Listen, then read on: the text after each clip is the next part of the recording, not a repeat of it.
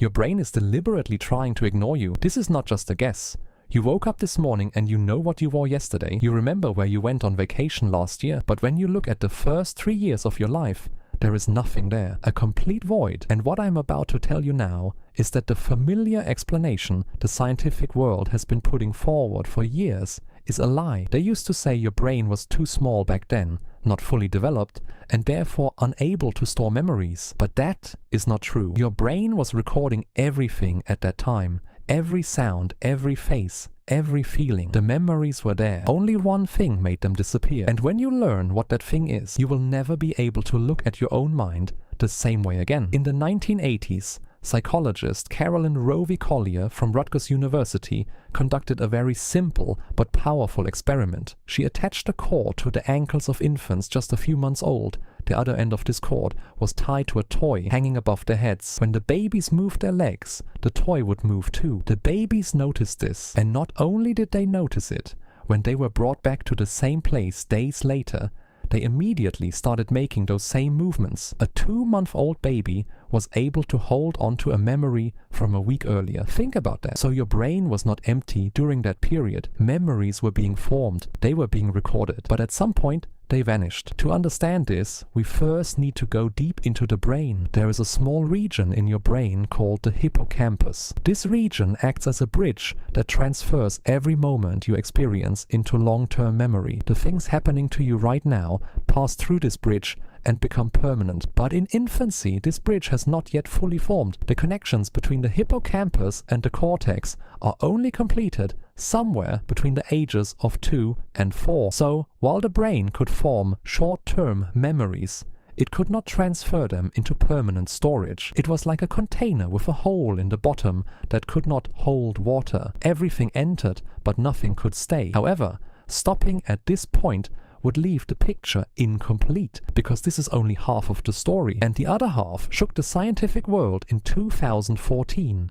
2 neuroscientists working at Sick Kids Hospital in Toronto, Sheena Jocelyn and Paul Frankland, raised a question that no one had dared to voice until then. Could the very thing that builds the brain also be what erases its memories? It might sound irrational at first, but listen, in the first years of your life, your hippocampus produces new neurons at an incredible rate. This process is called neurogenesis. These new cells build all the mental networks you will use in the future. Think of your brain as a construction site. New sections are being added every day. New walls are being built. But Jocelyn and Franklin noticed something. When a new neuron integrates into an existing network, it disrupts the connections that network had previously formed. And those connections are where memories are recorded. To prove this, they conducted studies on mice. When they artificially accelerated neurogenesis in adult mice, the mice began forgetting what they had learned. And when they slowed neurogenesis in infant mice, those mice held onto their memories for much longer than normal. These findings, published in the journal Science, changed everything. A baby's memories were not being lost because of a weak brain. They were being erased by a growing brain. While your brain was building you, it was destroying your past self. But the full picture has not yet come into focus, because now we arrive at the third and perhaps most striking stage.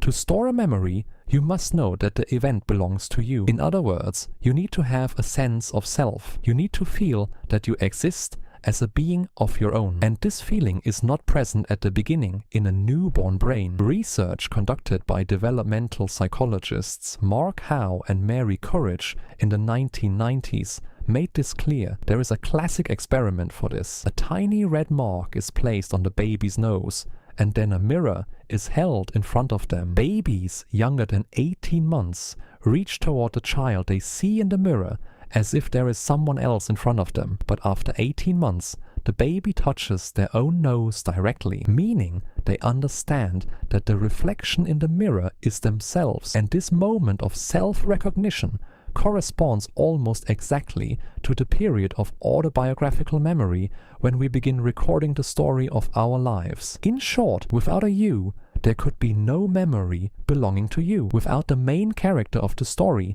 stepping onto the stage, the story cannot be written. This does not mean the baby formed no memories at all. It simply means that a self capable of knowing whom those memories belong to had not yet developed. And the final element is language. Had you ever thought before about how tightly language is connected to memory? Psychologist Chi Wong from Cornell University spent many years studying the earliest memories of people from different cultural backgrounds. And these studies revealed a very interesting result. In Western cultures, where parents frequently converse with their children about past experiences, tell stories, and use phrases like, "We had such a wonderful time at the park that day, didn't we?" The first memories reach back to around 3.5 years of age on average.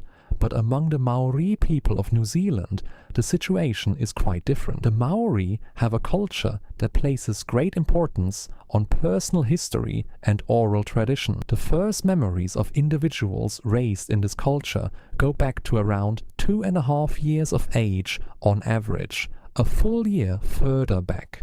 In contrast, in some East Asian cultures, where the community is emphasized over the individual, first memories only begin around the age of 4. So the culture you grew up in can literally determine how far back the timeline of your memory stretches. Language does not only transmit memories, it also allows memories to exist. Without words, the things that happen are like water poured into something with no container. They exist for a moment and then they are gone. Now let us stop and think. Take a look at those baby photos. You see yourself being held. Maybe you are in front of that cake on your first birthday. Or maybe someone is recording your very first steps. And you do not remember those moments. But now you know that the tiny baby was feeling everything. The vibration of sounds, the gentle touch of light, the warm safety of being held in someone's arms. All of it was recorded. But as your brain developed, it built new connections over those recordings, as if it tore down old rooms and built new walls. That baby had no sense of self yet.